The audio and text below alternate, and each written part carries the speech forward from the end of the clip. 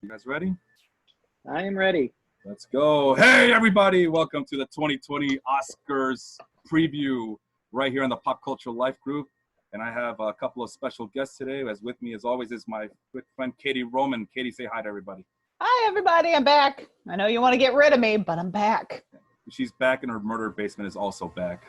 This might be one of the last shows in Murder Basement, though. Are you moving? R.I.P. R.I.P. Murder Basement. Oh, man. Congratulations, I guess. The other person who's dressed up to the nines is my good friend, Donny Rodriguez. Donny, say hi to everybody and introduce yourself. Hello, everybody. I am an observer of the group. I am a silent participant for the most part. I try to stay off, but I appreciate everybody's comments in this group. Donny, why don't you say a little bit more about yourself? What do you do? I mean, I know you're in Los Angeles right now, and why don't you talk more about your credentials, so to speak? Yeah, so I live in Los Angeles. I work as a production assistant. I just got done as a travel assistant for American Idol. I work on The Bachelor. I'm stuck in a reality hole right now. And just got off of doing So You Think You Can Dance, which is a very beautiful little dance show where I handle contestants. But aside from that, day gig stuff, I did sketch comedy in Chicago. I know Felipe from Chicago, a bunch of sold out shows at Second City. And I'm currently in the festival circuit for a couple of short films of mine that has done well, won some awards. One of them is Mid-30s Martyr, where it's basically like a Casablanca parody of a woman deciding that she's going to go to grad school. And it's the most dramatic thing and she tells her partner she has to leave them, and her family don't pray for her. She's got to go off on this journey alone. That's good. It'll be online soon. And the other one is a compartmentalization storage facility. And it's like a literal storage facility where people like leave their sort of like traumas or bad behaviors. And it's actually a comedy. Both of them don't sound like comedies, but they are. It's a dark comedy. It's That's usually amazing. your brand of comedy there, Donny. That is. What do you got there on your hand? Is that your little award that you won for compromisation? No, this is Benny the Bull Hall of Fame award. I actually thought it was the mascot from Dogma, Moopy or whatever. Oh yeah. This is one of the awards we won in Atlanta, the Middageville. What is it? Middageville and Eaton Film Festival. Awesome. It's a nice paperweight. But we won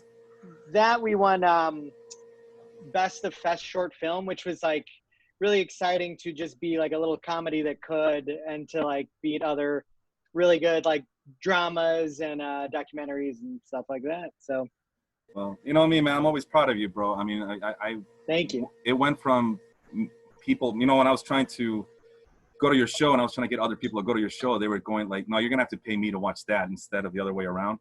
To seeing you actually in Hollywood and doing in the business. I'm just being real, and I've seen you progress from the very beginning. You know how I feel about you, man. You crack me up, and it's because you work on your craft and you work very hard at it. So I'm really proud of you. And look, you know, you're getting recognized for it. So good job there. Yeah, and I'm able to buy Benny the Bull trophies. So things are looking good. Hell yeah! Did you become finally made it? Did you become a Lakers fan or a Clippers fan over there while you're in Los Angeles yet? So I, on July 5th, became a Clippers fan when they signed Kawhi Leonard. And it felt like a heel move to combine all these life groups of wrestling life, basketball life. I did a heel turn in a very much Lakers town. But I figured Kawhi Leonard started working in LA in 2019, and I started working in LA in 2019. So that's my team now. Clippers fan till I die, lifelong since July 5th. All right. Katie, why don't you give us your opinions on sports ball over there?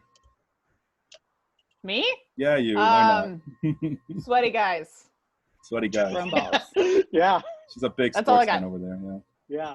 All right, well, let's get to it. We have a little bit of time before we can go and go watch the Oscars. I know I want to get Donny out so he can make it to his party on time. So let's just get to it. Let's just talk about the nominations as we see fit.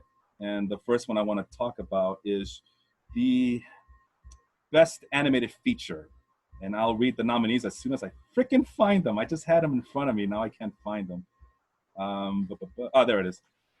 So here are the nominees. Klaus, Missing Link, Toy Story 4, How to Train Your Dragon, I Lost My Body. Katie, why did you at Toy Story 4? Let's start with you. Oh, I just watched it. It just came out on Disney Plus, and it was garbage.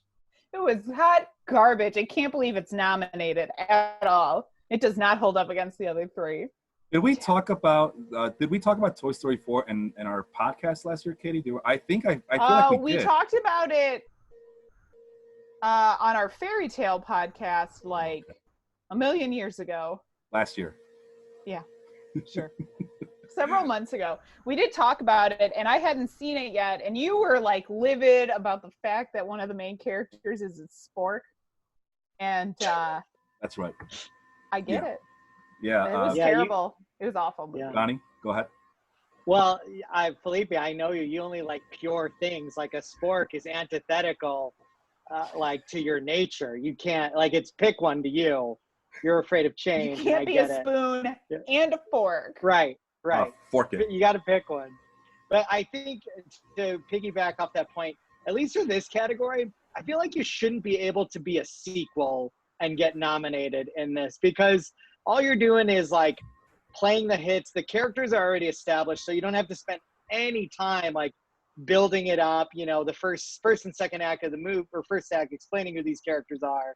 And I do feel like it's kind of an advantage, and sort of wish they would, because it doesn't exist in live action, right? Like their sequels are just they have The Rock and cars driving over random spots furiously. But yeah, I don't know. Go ahead, Katie. Well, I was just reading, because there's one movie that I always felt was snubbed in the 2015, no, it might have been 16 Oscars.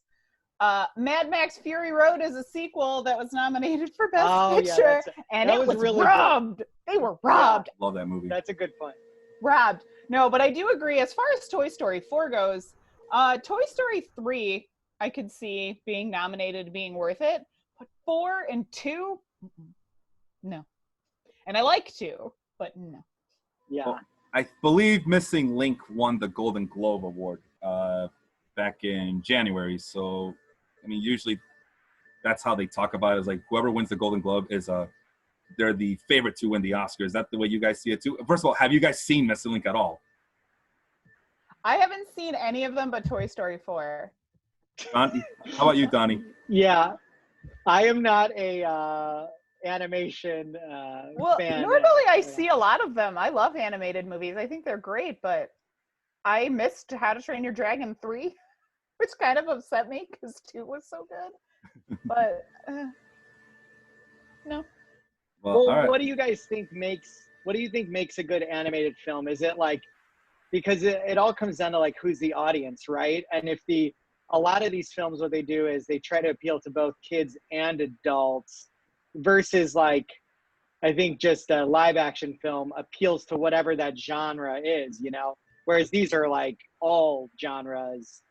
I don't know. I think that's an interesting distinction there. And I think the other thing that they're trying to do is sell it to a very universal audience, a world audience, because it's not just America, it's also going into the Chinese market, the Japanese market, so on and so forth. Right. And most importantly, as we talked about last year, Katie, merchandise. You gotta sell the merchandise, and that's what Pixar and Disney does better than anybody else. So, but as far as, I mean, I'm a big cartoon fan. We just dedicated an entire episode to cartoons on our last episode.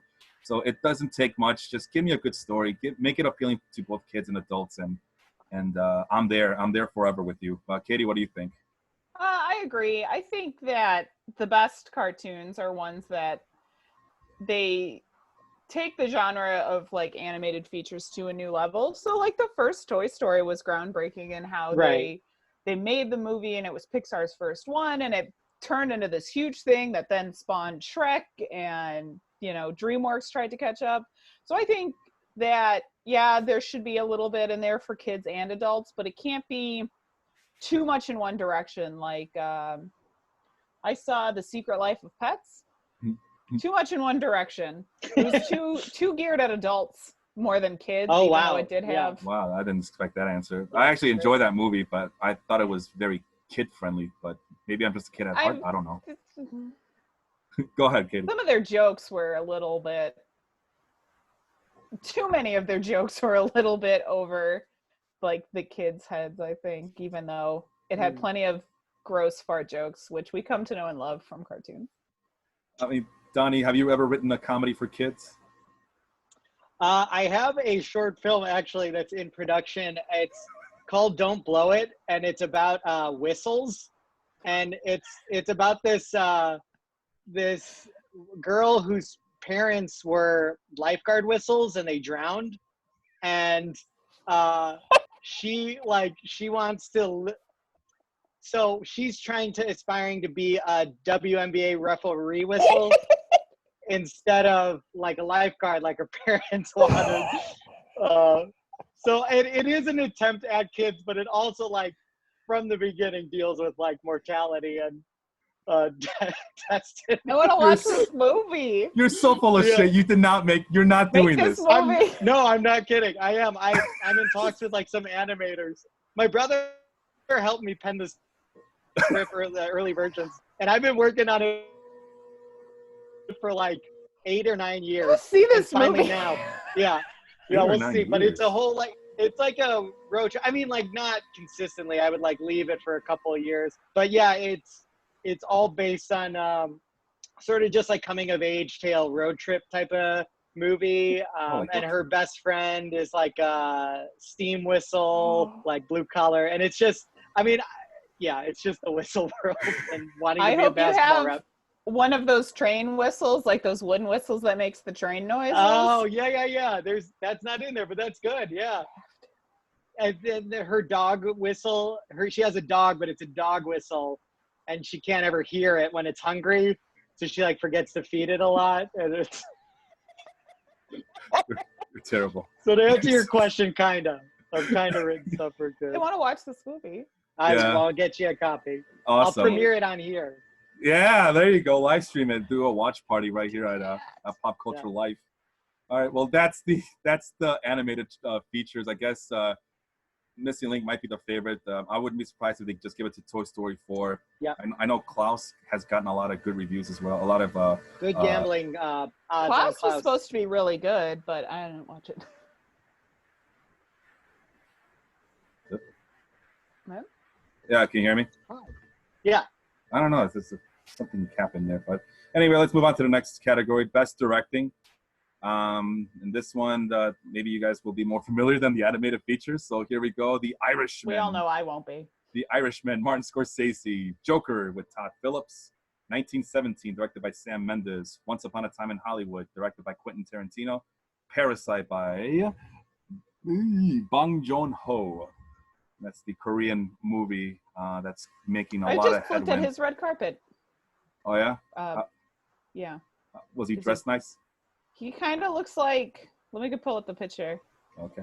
The screen, the little like tiny little screenshot, he makes him look like Korean Tim Burton. Yeah, I think that's with like the crazy hair and stuff. Yeah. He's just all black, completely black tie, black shirt, black shoes, black jacket. No, it's going to his funeral, I see. I mean, hence the movie Parasite. I guess so. Yeah. He's rich now, so isn't that like, aren't they going to kill him now?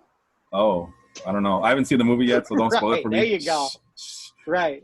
How could we do this Oscar podcast without you seeing the film that should win Best Picture? Is it going to? Because they never give it to foreign films, Donnie. What is that? Is it really that good?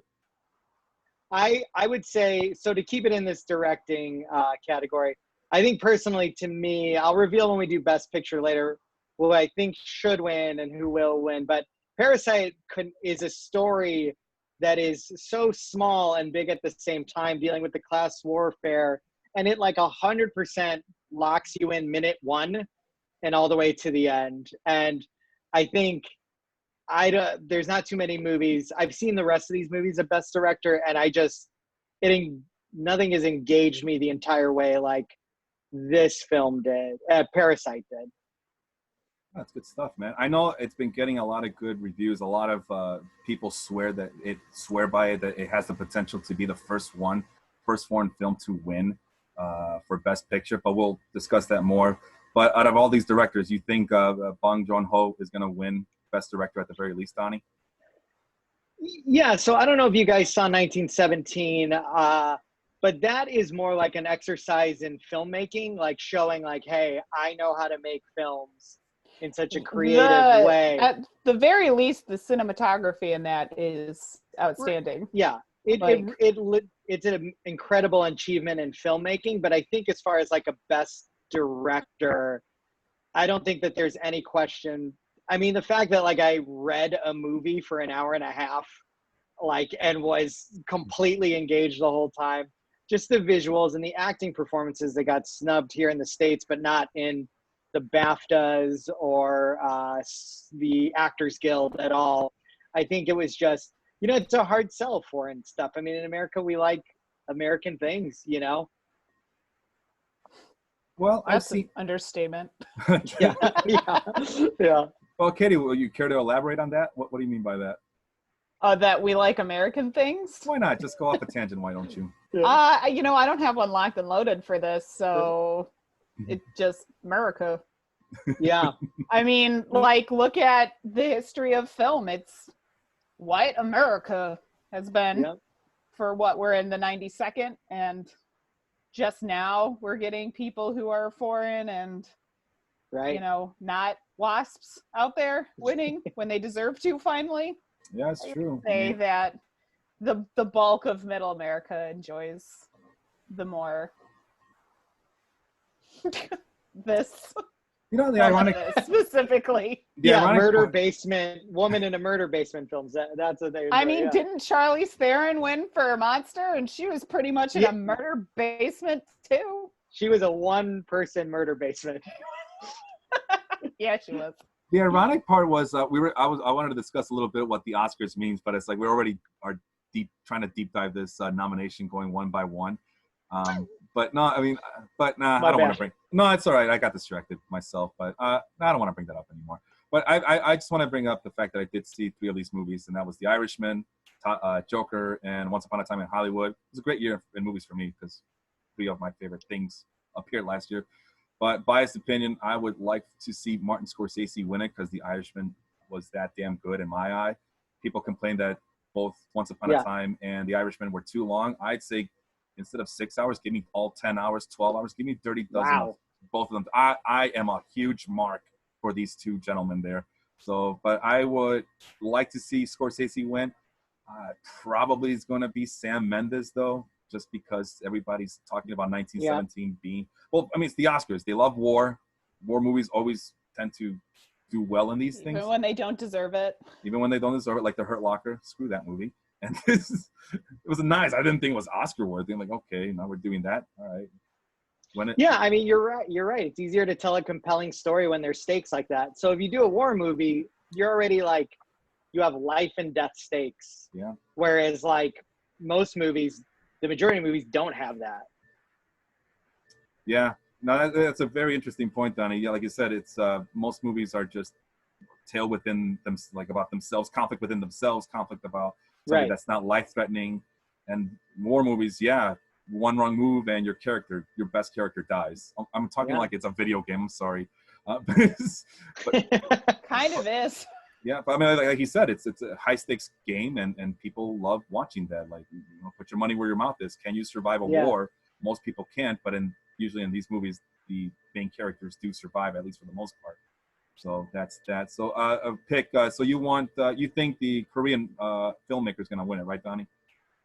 I don't think he's going to win it. I think he should win it. I think Sam Mendes will win.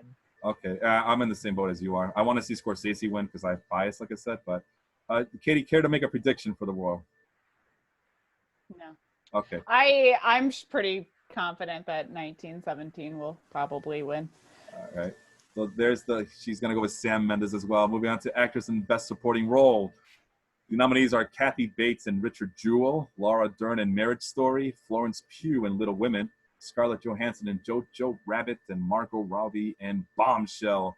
Donnie, we'll begin with you. Who do you think is going to win that one? Another of who I think and who I should. Jojo Rabbit was, I go back and forth between Parasite and Jojo Rabbit as my favorite film of the year. Like, the film really moved me, and especially Scarlett Johansson's performance.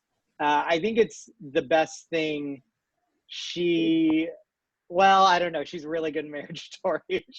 But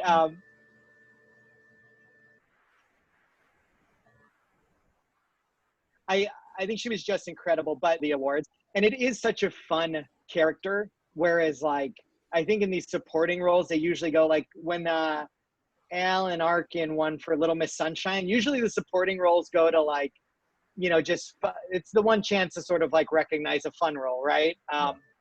Because the rest have to be super heavy drama. So I think Scarlett Johansson should win, but I would bet a lot of money that Laura Dern wins, and it's deserving. She was such a memorable character in Marriage Story. Katie, care to chime in on that one? I never thought of it that way, but yeah, the like fun side character gets to shine in the supporting acting role. I love Laura Dern, so I haven't seen Marriage Story, but by the basis of I love Laura Dern, I'd be fine with her winning. I actually kind of wish, I like Jojo Rabbit a lot, though I was kind of like with Scarlett Johansson. I kind of wish the little girl in that movie had been nominated. You're absolutely right. Yeah, like, she was amazing. Yeah. But I would say that, that is just, I don't really have much of an opinion on it, I guess, because I just was underwhelmed with Scarlett Johansson as the choice, because I feel there was a better option out there for that movie. Yeah, definitely. But I guess, I mean, that's the one that I is the only one I think I've seen all the way through. So I would say Scarlett Johansson, just because this is the only one I've seen. I can't really base it on, I like Laura Dern, she should win. I mean, the Academy votes without even seeing stuff too. So you're right on base. So there. I'm fine. Yeah. It's okay. Well, I think, Laura I may as well be on the Academy. Laura Dern did win the Golden Globe for Best Supporting Actress, so odds are she's going to win again for the Oscars. Thank God she wasn't nominated for Little Women. She was not good in that. Let me ask you, Katie. You're a literary person. You ever read Little Women before? You familiar with that novel? I am. You are? I listened to it on tape. Oh, okay. Wow. So this would be like the second time that they've tried to make a Little Women. I know they tried this back in the 90s. No, this is like the 7th or 8th time. Oh, really? Okay, so why do they continue to make Little Women movies? Because it is an American classic, and it's not super racist like Gone with the Wind. So it has some staying power, partially because it's not as offensive as some other American classic literature out there. And then also I think it's a movie for young girls where there's both a realistic and a, like, I don't want to say whimsical, but there's a realistic expectation for women, but there's also, just because you want to fit into the mold that's out there for women doesn't mean you can't make it your own. So, like, Meg wants to be a wife and a mother, but she's also angry all the time, and she also wants to succeed in the world with her role, and Amy knows that she's going to have to marry rich to keep her poor family from being destitute, but she wants to make the decision for herself. If she has to do this, she wants to find someone that will respect her and care about her and will let her be her own person. And then also Joe, everybody knows Joe, who wants to go and be a writer and is essentially the placebo for the author of the book, who wanted to do that same thing. And she lived independently and she wanted Joe to live independently. And I see Vincent has joined us. Vince has joined us. Vince, say hi to everybody over there. Hey, I just appear sometimes. I apologize. Sorry for the delay. I was trying to send it to you half hour ago. I'm like, where is this guy? And apparently you didn't get my invite. Sorry about that. So I don't know if you've been following along. Go ahead. I was just going to say, what I just finished doing is watching A Marriage Story, which I had not seen yet. Oh, okay. The only thing I wanted to say about Laura Dern winning the Best Supporting Actress is she did win at the Golden Globes, like I mentioned. And I think you got to realize who the panel is. It's a bunch of Hollywood elitists who probably have been through multiple divorces. So when they see Laura Dern, they're like, oh, yeah, that's exactly how they act. So I think there's what do you call it? An affinity, not an affinity, but just like there's an appeal to that. They understand what that divorce life is like. So anyway, Vince, you have a prediction for Best Supporting Actress while we have you on the show here. It's interesting because I really that particular category I had not seen any of the movies until like 30 minutes ago.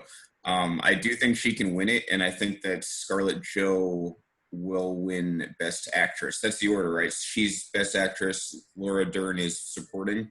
Let's see. Movie, yeah. Yeah, and then Laura Dern is also nominated for a different supporting, right? I only see her as the nominee. Marriage Story. Laura Dern, Marriage Story, Best Supporting Actress.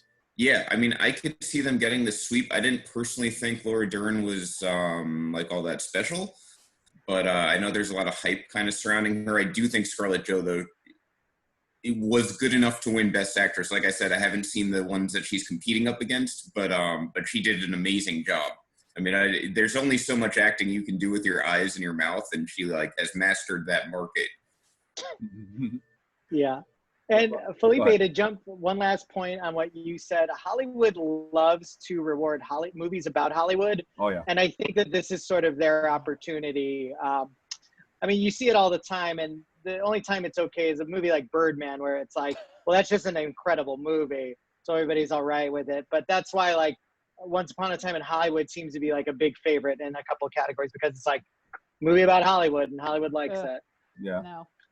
That's how we ended up with La La Land winning. Yeah, exactly. I was going to say that. That's what I was trying to grab, yeah. La La Land. That's a good example. All right, well, let's go on to Best Supporting Actor. Best Supporting Actor is Tom Hanks in A Beautiful Day in the Neighborhood, Anthony Hopkins in The Two Popes, Al Pacino in The Irishman, Joe Pesci in The Irishman, Brad Pitt in Once Upon a Time in Hollywood. We just mentioned, I believe Pitt won at the Golden Globes. And the BAFTAs. Look at that. So odds are that Brad Pitt might win. Vince, you're laughing. Oh, I thought you were laughing. But Vince, you care to take the lead on this one? This I actually have seen a lot of. I don't think Brad Pitt should win. And he is, in full disclosure, my favorite actor of all time. I didn't think his role was really dynamic in any sort of way. He pretty much, he was very Brad Pitt-like, which sells great and I can watch all day long, but it didn't move the needle for me. I think it comes down to Joe Pesci in particular from The Irishman and also Tom Hanks. And I've seen both those movies. I would give it to Joe Pesci, and Oscars tend to do this sometimes. It's kind of like a lifetime achievement nom. Yeah. I could see him winning based on that because this role was very different from anything you've kind of seen Joe Pesci do. He kind of played the opposite of what he usually plays. He's like the refined, wise old man in this role.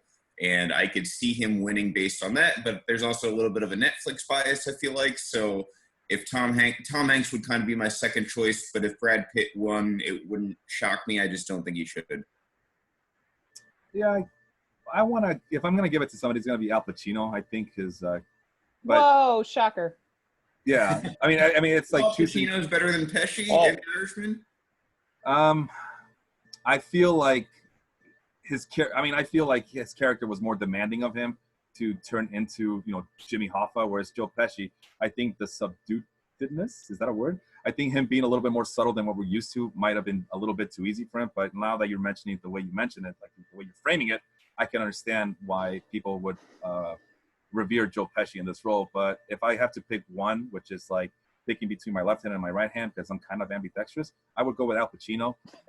But I think Brad Pitt's going to win. I think that's Hollywood likes to reward themselves, and Brad Pitt would be the ultimate rewarding of themselves. What about you two over there? Donnie, let's start with you. Who do you like in that category?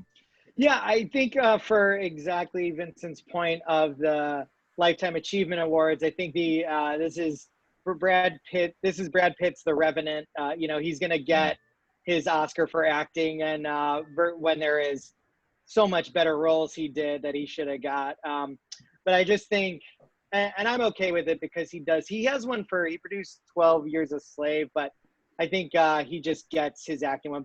And again, on Vincent's point, like it was one note throughout the entire movie. He wasn't that dynamic. He was just put in situations where he had to either fight, defend himself or not, but not really like anything personal. Like his character doesn't change, go through any growth or anything. Yeah, we know like one plot point about his entire character throughout the movie. Like maybe he killed his wife. I don't know. But like it was mentioned in one sentence and then that's it. Yeah. But yeah, I think he gets it, and I'm okay with it because I think everybody else in this category has one. Am I wrong? Pesci Tom doesn't. Hanks No, has right? 2. Tom Hanks has 2. I guess Pesci does. He's got a nomination. Yeah, I don't think Pesci's ever won. I don't know. Yeah, I don't maybe keep not. score like that. So, I don't know if I'm gonna look it up. Yeah, why don't you do that? Yeah, I'm curious. I thought Pesci got nominated. Whoever just said that. No, that's what I'm. Oh, you know what? Tomei won for My Cousin Vinny. Maybe that's what she I confused. won that year. Yeah. Deservingly so. Deservingly so. That movie, watch it today, still holds up. One of the best comedies. Hell yeah, yeah. I love that movie. All right. So, he won Best Supporting Actor in Goodfellas. Oh, there you go. Yeah, that's it. Yeah, he had to. So yeah, the entire category. I mean, it's Brad Pitt's. It just. Yeah. Whether it's right or wrong. Do you have a favorite, like one that you're rooting for, Donnie? Who would you like to see win? I'm Switzerland in this, but I like seeing movie stars rewarded. Give me so a I'm not gonna fight choice. for Brad. All right, there you go. Katie, you have a favorite who you want to see win? Well, I haven't seen any of those movies yet, so Do you have a bias just for any watching Brad Pitt sweeping all of those other ones he's been nominated for, I'm gonna have to throw my vote in that it most likely would be him, just given that he's already been cleaning up on the awards circuit. Did you guys hear the I had seen this theory that like a lot of that movie was not real. that sounds ridiculous. A lot of that movie was like imagined by the characters like within the movie. I might have heard that. Oh. It never crossed my mind the entire time watching it, but for instance, what brought up the thought is that the scene where Brad Pitt like beats up Bruce Lee essentially when they like challenge each other. Right. That was Brad Pitt's character imagining that it played out that way. It didn't actually. It is a fairy tale. It is a fairy tale. Right. Yeah. Yes, exactly. Wow, because the whole thing is a fairy tale, so it's like, they did whatever they want. You look at Quentin Tarantino movies, and you're like, well, it's revisionist history to begin with, but now it's like an extra layer of it. Right. It's that's genius. Interesting. What it is. Yeah. It's absolute genius. Moving on to actors in a leading role: Cynthia Erivo for Harriet, Scarlett Johansson, Marriage Story, Saoirse Ronan, Little Women, Charlize Theron, Bombshell, and Renee Zellweger in Judy. Vince, let's start with you again. Who do you like? I think you mentioned that you like Marriage Story for ScarJo there. Yeah, so I'm a little short-handed here. She did an excellent job. I do actually think I can never say her name. The Irish one, Saoirse Ronan, like a nurse. Saoirse Ronan, I think. Yes, Ronan. I think she's going to win, and that's just based on kind of reading about it. And I think she's getting a lot of early, like young Meryl Streep comparisons. Yeah. And she's already got one under her belt. So I saw the original Little Women. I did not see the remake of it. Because I saw the original.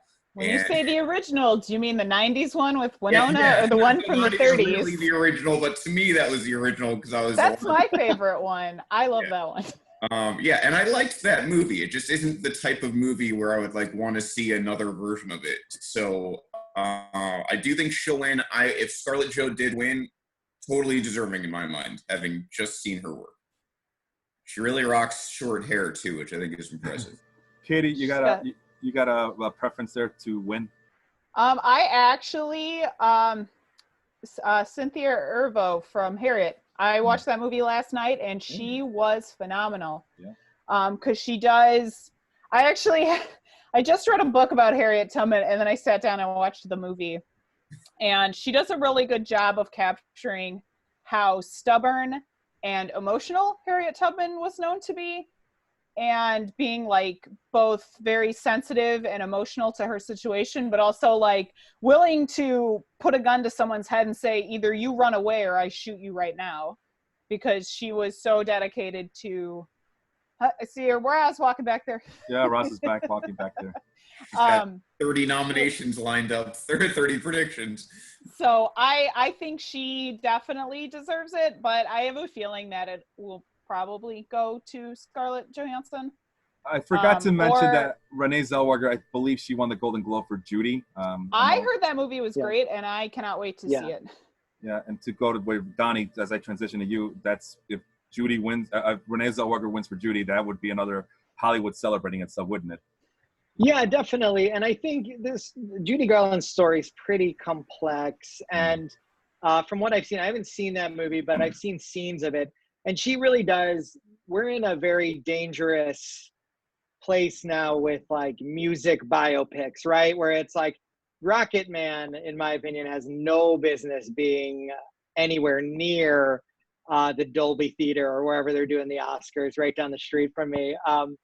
But I think when you do because like Jamie Foxx as Ray, that was like an impersonation, and all in my opinion. And last year, my man winning for doing Freddie Mercury, I think you need more weight and gravity if you win for a sort of like playing somebody else in like a music biopic, because they're just so much easier. Like, people love music. Music is like the most celebrated genre on planet Earth. Like, you sing songs before you write stories of movies, right? Like, so I think ultimately you're an added advantage if it's like a music biopic. But I think from what I've seen, I mean, she's deserving of all her accolades. I want Scarlett Johansson to win for Marriage Story. At no point did I think, I wasn't like, oh, that's Scarlett Johansson. It just, she kept me in the story, and she's a movie star, and for her to be able to do that, I think is really impressive, but no problem with Zellweger winning. Yeah, I also want to see ScarJo win. She was magnificent in Marriage Story, but I mean, like I said, she has that Renee Zellweger character looming over. I also like Ronan from Little Women. I loved her in Brooklyn. I can only imagine how awesome she was in Little Women. But yeah, if I want to root for someone, I mean, they're all great actresses. I mean, 4 of them are blonde. One of them is dark skinned. You want to see the minority win one for all the minorities in this country, but we have a feeling that she's not going to win. But I mean, I wouldn't be pissed at all if any of these ladies won it. But if you got to pick one, I'm biased towards Scarlett Johansson, because like everybody said, she was really good in this one as well. But we'll see what happens. But let's move on quickly to the next one, which is actor in a leading role. Antonio Banderas in Pain and Glory. Leonardo DiCaprio in Once Upon a Time in Hollywood. Adam Driver, Marriage Story. Joaquin Phoenix, Joker. Jonathan Pryce, The Two Popes. Donny, let's start with you. Who do you like in this one?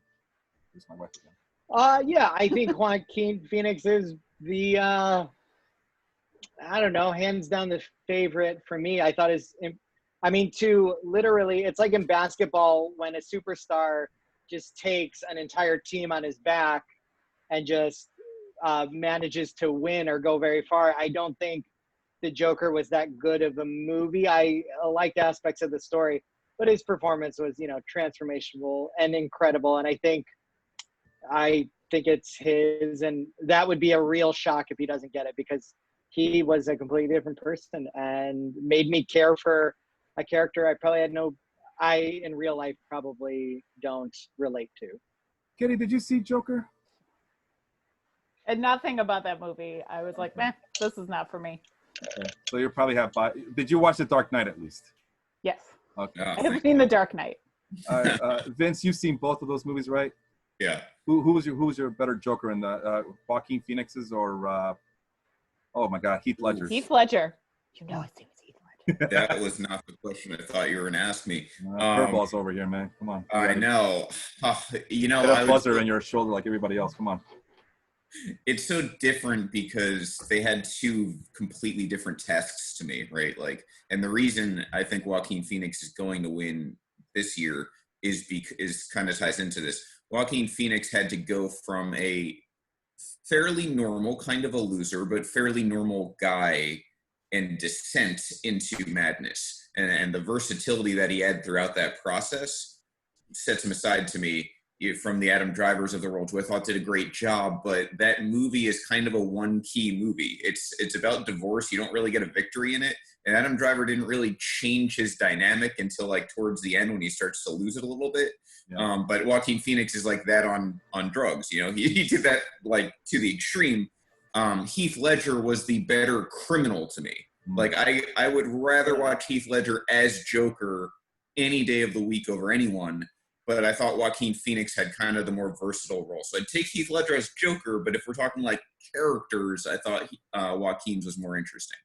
So do you like Phoenix winning this one, or do you want to go with some other favorite there? I like this will be my last category. I apologize for the short appearance, but it's fine. I like Phoenix winning this one. This is a loaded one this year. Like there were a lot of really good performances. When I saw Once Upon a Time in Hollywood, which was before I saw The Joker, I thought there's no way Leo's going to lose. Like he's definitely wrapping up his second one. He did such a great job. And then I saw The Joker and I was like, there's no way Joaquin's going to lose. Like he did such a great job. And now that I've seen Adam Driver, like I kind of look at the whole picture and I think it's going to be Joaquin and deservingly so. All right, Vince. Well, thank you so much for joining us. I really appreciate it.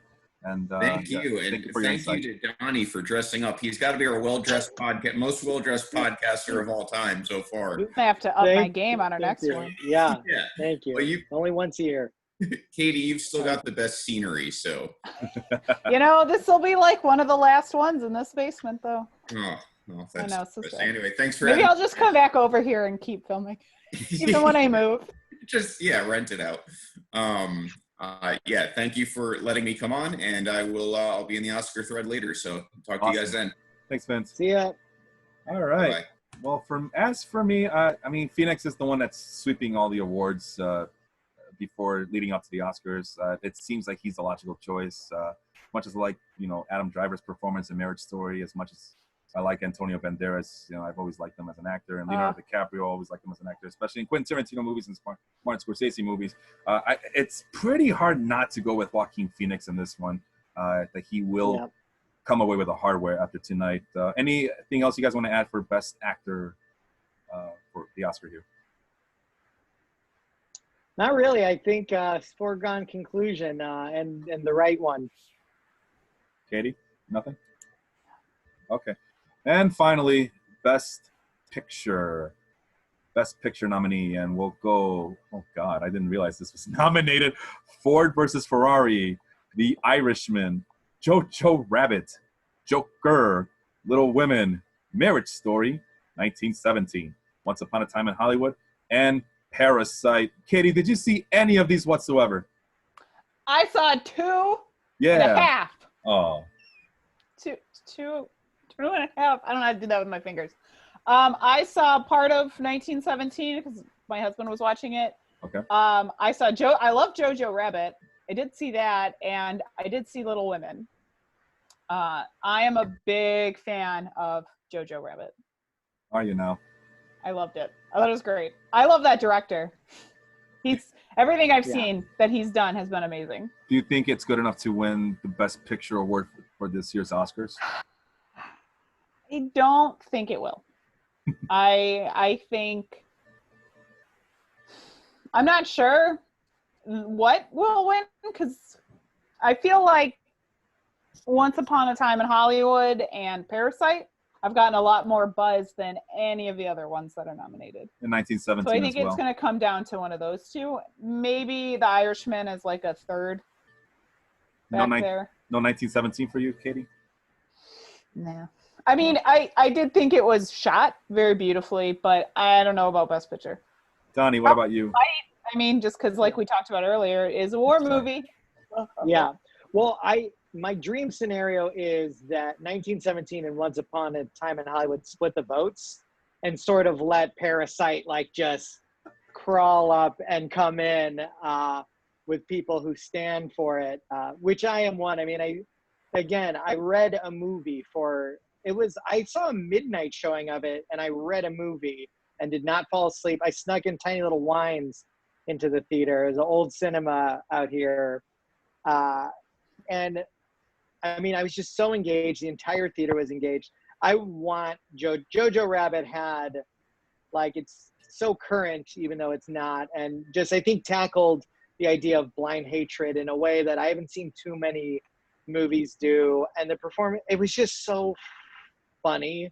Like, his friend, the little boy's friend with the glasses, is the funniest character I think I've ever seen in film. Like, it was just, and to get a 10-year-old to play deadpan is like mind-blowing to me, that a kid could, to be good enough as an actor to pull that off. Because that kid was the best. Yeah. I mean, like, you're only 11. What you gonna do? Yeah. So I think it was great. Parasite, I am actively rooting for. When 1917 wins, I will understand that, well, it's a bunch of old white Hollywood dudes who, are into that. So not much will change. Well, I've seen 1, 2, 3, 4 of these films. And as you guys know, I'm a big Scorsese and Tarantino fan. So what? You know. Yeah, I can't emphasize this enough. I love Tarantino. If they combine together and make like a 24-hour movie, I would sit my ass on a couch and watch for 24 hours, fuck sleep. So that's what I would do. But I did mention Scorsese would win director. In my perfect world, Tarantino would win it for Once Upon a Time in Hollywood. I think 1917 is going to sweep this. Yeah, it's hard because, like I said, been getting all the awards and been getting all the important awards. I know Parasite, Donny, we keep mentioning Parasite, but I don't know. I don't think Hollywood is that self-aware that they need to vote for a foreign film this year, and they'll just stick with 1917. Go ahead, Katie. Sorry. I mean, the hope is, Donny. The hope is, like, Moonlight was the best film I saw the year it won. And when it briefly was given to La La Land, I was like, yeah, it makes sense. That'll probably never change. So my hope is, like, from an instance like that, at least with Best Picture, obviously not a lot of representation in other communities throughout all the award show nominations. But I do think for Best Picture, it is something where, like you look at Green Book, which is a movie I think is horribly flawed and just like a popcorn film for like my parents. Like that's my parents' best take on race, right? Like a story like that. But at least the Academy is self-aware enough to know not to, I don't know. Why am I giving them credit? I'm just trying to justify hope that Parasite wins and finding any little crack. It's funny you bring up Moonlight, because I actually was reading an article not long before we got on saying Parasite could be the Moonlight where it just snuck in there and ended up winning. Yeah. Because they're like, the article was essentially like, yeah, there's a lot of good movies, but nothing has distanced itself enough to lock it in. So hopefully Parasite comes in. Yeah, and that's the hope that, again, like splitting the vote is the only chance of Once Upon a Time in 1917. You have like these two old factions just picking their side, and then Parasite just shoots up the middle, hopefully. I lost my train of thought there, but I mean, these are very valid points. These are very valid arguments. But like I said, I honestly do think 1917 is just going to win. It's like it's almost a foregone conclusion. I'm hoping it doesn't, and then they split the award into two and give it to both Tarantino and Scorsese. That's how biased I am. I will say that yeah, the King Solomon treatment there. But yeah, I did. I want to just point out that I did watch Marriage Story at the very last, very late in the game, and that one surprised the hell out of me. I really did enjoy that one immensely. I loved it. Like I mentioned before, Scarlett Johansson was magnificent. I thought Adam Driver was really good in it as well. And I think that one's spooky. That, like, you talk about horror films, that is horrifying, going through a divorce process if it's that nasty. Like I said, Yeah. Hollywood elitists, they gravitate to a story like that, but I don't think it's enough to topple over a war movie in 1917. Right. And that's a problem. Like, I mean, Marriage Story felt like a play, like a really good play. Oh, they are you play would actors. see where it's like, yeah, right, exactly. And that you could just do on a stage and they create the world with their performance versus like, you know, it's movies. So they want to see shiny new things like a airplane from the 1900s crashing into a field like it does. I mean, I always want to see that. Right. Right. That's my whole life. Yeah. Right. All right. Well, there you have it. That is the nominations. I don't care about the only thing I'm going to say is if I believe if I saw correctly, The Irishman got nominated for best visual effects or something to that effect, and it's Scorsese and Avengers. I would love to see Scorsese win for something that Avengers got nominated in, and just see them upset a movie that people just kind of think that should automatically win because of the CG and all the controversy that happened this past year. Let's see here. What was? Well, I don't want to find it. Yeah, because I think Go because ahead. the aging of the faces or whatever. I think it was something That's like what it special was. effects. Yeah. No, that's exactly what it was. That's exactly what it was, to make the Pesci and De Niro look younger than they really are, and Pacino as well. Right. So anyway, let's have some fun here. Enough of this. My good friend Robert Holiday, he mentioned it is the Oscars, so let's talk about some movies here. Have you guys ever watched a movie that you absolutely loved and it moved you and you really enjoyed it, but you've only seen once? And Kitty, we'll start with you. Oh, no, give me a second, because I know Okay. there's one out there. I just have to think about Donnie, I'm counting on you on this one, man. Give me something. Yeah, no. I'll buy some time. No, so I totally understand that concept. I think I have a lot of songs like that it's just like, this is so beautiful. I don't ever want to ruin it again.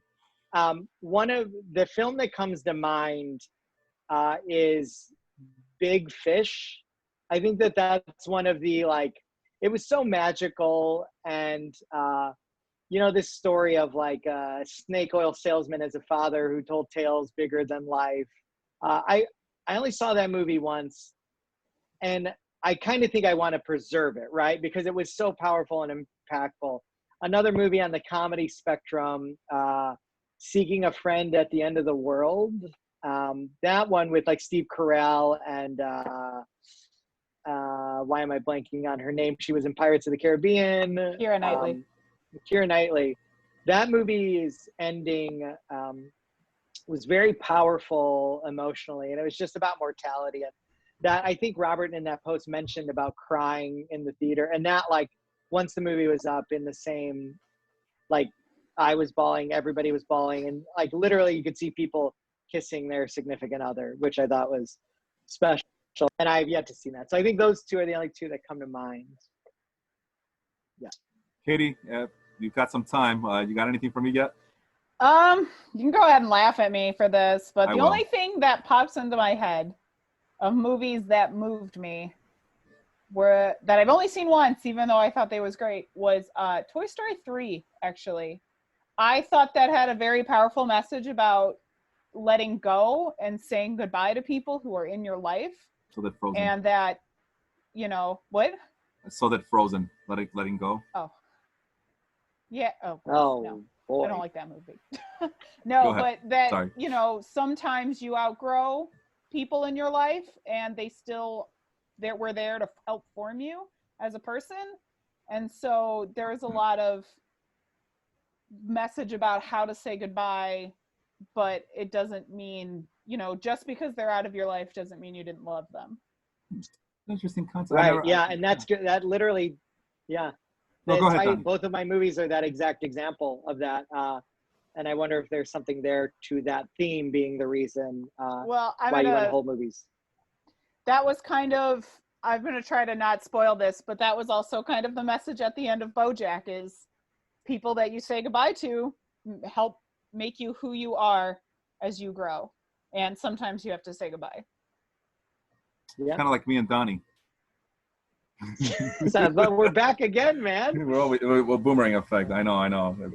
Thank God for technology. The movie that I gave as an example, and I'm gonna go with this one because I gave a couple, but this one seems to make the most sense for me, and is 12 Years a Slave. I want to say that one day I'm gonna rewatch it one day, but boy, is it a hard watch. Like I went to college. I'm a history person. I studied about the slave trade and all that, and it's nothing can prepare you to actually seeing the whole process unfold in front of you. And it's just absolutely disgusting what these people had to go through just to, I don't know, I don't even know how to describe it, but that was the one that was like, I don't know if I'm ever be ready. I want to one day, but boy, it's a hard one. It's an important one, but it's a hard one to watch. Yeah, I mean, that makes sense. And I guess then overall, it's like movies that just couldn't like hit you on a, because you go to movies to escape. And I think all the things we have mentioned is stuff that like you just latch onto and you can't escape, right? And it totally envelops you. And it's powerful stuff, man. The other one that I mentioned was, which is another movie I love, but I don't know if it actually moved me like it moved, like 12 Years a Slave, or a similar movie that was talked about in that post in pop culture life was Schindler's List. That's another one. But the one that I also mentioned was The Revenant, which was, that one dragged. That one's really, really long, but I remember enjoying the hell out of it. But I don't know if I ever want to see it again. You guys have one like that? Well, I guess that's not. Like I said, that didn't move me. It's just, I thought it was really good, but I don't know. I don't know what I'm trying to ask here, but you guys have one where it's like, boy, oh boy, if I want to watch this, it's a great movie, but boy, does it drag on for a long time. Anything like that for you guys?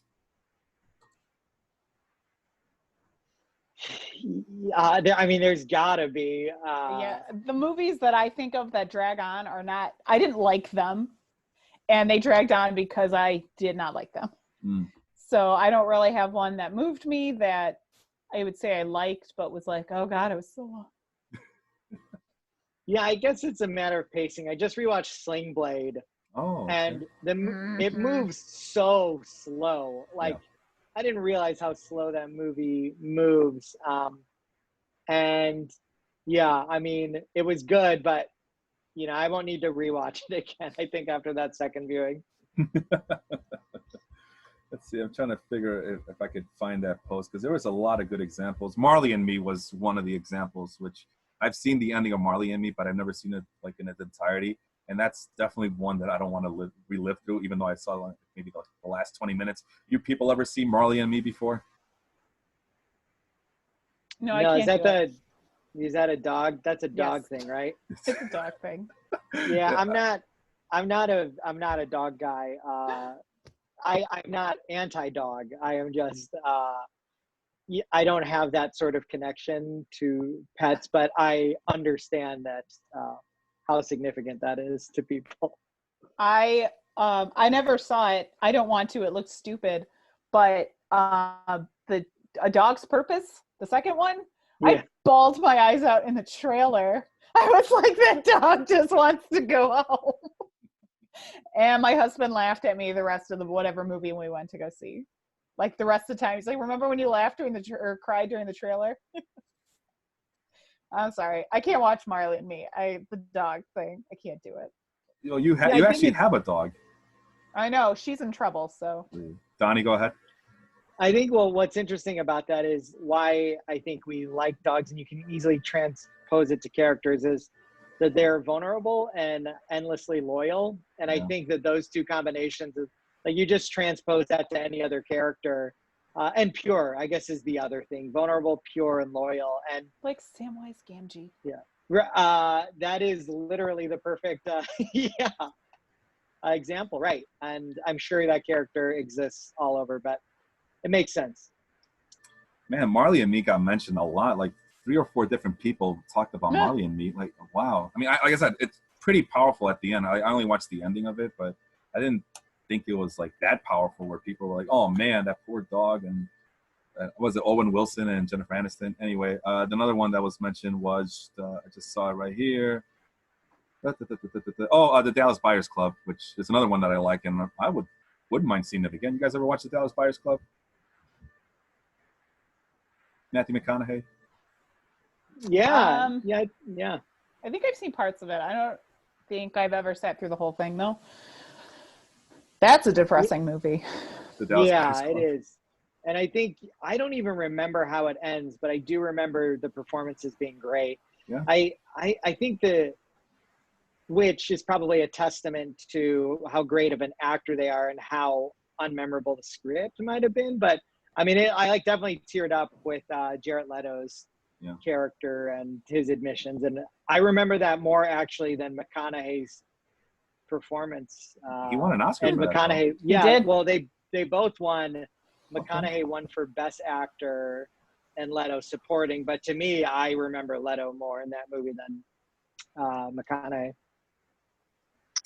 All right. Well, this is a good place to stop as we are going to get ready to watch this Oscars. We'll have a thread up and running pretty soon. I know it's the Oscars. I know it's like the celebration of Hollywood itself, and it's kind of self-aggrandizing for that industry. But for what it's worth, it's one of these events that I always tell myself I'm not watching, and I end up watching it anyway. So I'm at a point in my life where I was like, who am I kidding? I know I'm going to watch the whole thing. So I might as well not pretend that I don't want to watch or I don't like it. So I'm going to try my best to enjoy it. You guys watch? Well, you're going to the party, Donny. Are you going to be able to watch it at this party or? Yeah, we're gonna watch it. And I live like 1.5 miles down. I live right off Hollywood, where it's gonna be at, and like there's just gonna be a bunch of parties too, up and down. So I'm gonna watch it, and it's one of the last few things that there's like 900 streaming channels, right? So it's like the events like these are one of the last few things that everybody collectively comes together and watch, for good or bad. And I think it's important because we are further isolating each other away from each other. Yeah. Katie, care to say anything about the Oscars? I know you weren't a big fan, but anything from your perspective, please? No, I'm not a big fan. I'm a big fan of Eat the Rich. And I have no interest in watching, but I do like to lick the red carpet because I do like Pretty Close. Have you been watching it? I do enjoy looking at, and I did come across Billy Porter. I don't really know killing him. it. He I don't love the color scheme, but he's got a fabulous dress on, and I love it. I just wish it wasn't gold and orange. He's kind of got like a feathered top, and I can't really tell, dragons maybe on the skirt of it, and it's just, I love that kind of stuff where people show up and are like, this is who I am, whether it goes with. I was going to ask you, are you able to share that? Like share screen? I'll put it in the Facebook thing for everybody to see his dress, because it is very beautiful. And I do like when people come out in unique dresses like this, like Bjork's swan dress. I do like that people are in a position where they can just come out and wear something that shows who they are, unlike so many actors and actresses who show up in just your normal black tie affair kind of dresses and suits. And I just saw Robert De Niro and Al Pacino not too long ago, and they look like slobs. So that's like the complete opposite of how everybody else is dressed. Of course. Pacino looks like he didn't even shower for this event today. So does he ever shower? Well, speaking of black ties, Donny, let's get to going to your party. Katie, thank you so much for joining us. Always a pleasure. Always a pleasure. We have another show coming up on Tuesday, which will be, well, I might as well announce it. We have one more month with you guys. This February 25th will be my last Basement Crawl episode with you guys, with Katie and I. So as I go on to fatherhood, or get ready for fatherhood and fantasy baseball, as the baseball season's right around the corner. Same thing, fatherhood, baseball season, whatever. So yeah, so if you like the Basement Crawl, I'm going on an indefinite hiatus, so I hope to be back soon enough. But if Tuesday and February 25th are going to be the last two episodes together, and we'll go from there. So it's a pleasure working with you guys. Donny, go ahead and get to your party. Katie, thank you again for joining, and we'll see you guys soon. Thanks. Enjoy the Oscars. Thank you guys so much. Bye, world. Bye, world. All right, thanks, guys.